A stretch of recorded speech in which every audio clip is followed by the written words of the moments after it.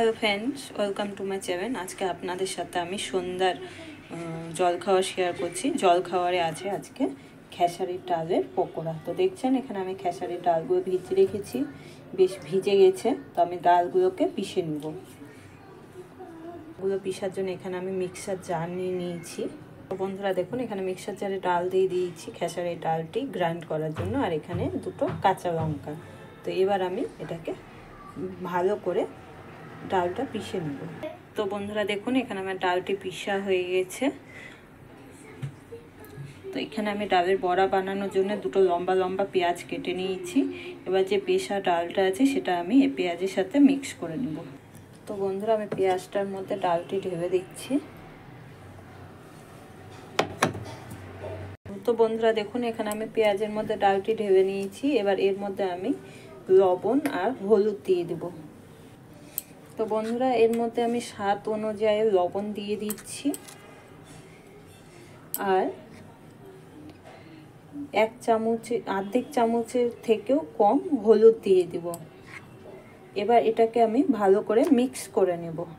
তো বন্ধুরা দেখুন, এটাকে আমি ভালো করে মিক্স করে নিয়েছি। এবার এটাকে আমি ভালো করে ভেজে নেব। তো বন্ধুরা খেসারির ডালের পকোড়াটা বানানোর জন্য এখানে আমি গ্যাসে কড়াই বসিয়ে দিয়েছি, কড়াইয়ে তেল দিয়ে দিয়েছি। এবার আমি গ্যাসটা ধরিয়ে দেব আর তেলটা গরম হওয়া অবধি অপেক্ষা করব। তো বন্ধুরা দেখুন, এখানে কড়াই তেলটা গরম হয়ে গেছে। এবার আমি পকোড়াগুলো ভেজে নেব। এইভাবে অল্প অল্প করে দিয়ে দিব। একবারে সেম আপনারা যেমন বেসনের পকোড়া বানান সেই রকমই হবে, কিন্তু এটা আমি খেসারির ডালের পকোড়া বানাচ্ছি।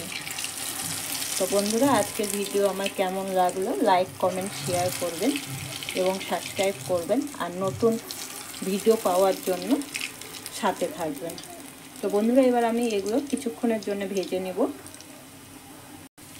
তো বন্ধুরা দেখুন, পকোড়াগুলো ব্রাউন হয়ে এসছে, এক সাইড ভাজা হয়ে গেছে। এবার আমি এগুলোকে উল্টে দেব।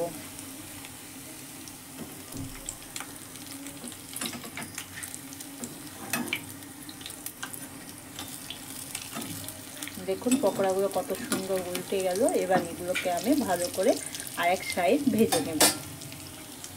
তো বন্ধুরা দেখুন, পকোড়াগুলো আমার দুই সাইডই ভাজা হয়ে গেছে। এবার আমি উঠিয়ে নেব। এই দেখুন বন্ধুরা, পকোড়াগুলো আমি উঠিয়ে নিয়েছি।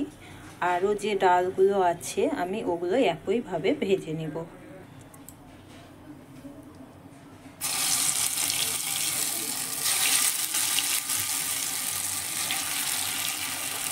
তো বন্ধুরা এই বড়াগুলোও আমি ওই একইভাবে উল্টি পাল্টে ভেজে নেব।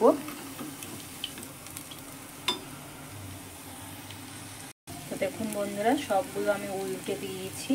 কিছুক্ষণ ভেজে আমি একইভাবে উঠিয়ে নেব। তো বন্ধুরা দেখুন, পকোড়াগুলো আমার পুরো ভাজা হয়ে গেছে। দেখুন কত সুন্দর হয়েছে, মচমচা। তো বন্ধুরা আপনারাও এইভাবে বাড়িতে বানাতে পারেন খেসারির ডালের পকোড়া। গরম ভাতের সাথে ডালের সাথে খুব ভালো হয় এবং সন্ধ্যাবেলা জল খাওয়ারেও খেতে ভালো লাগে। তো বন্ধুরা আজকের মতো আমি এখানেই শেষ করছি। আবার ঘুরে আসবো আমি নেক্সট ভিডিওতে।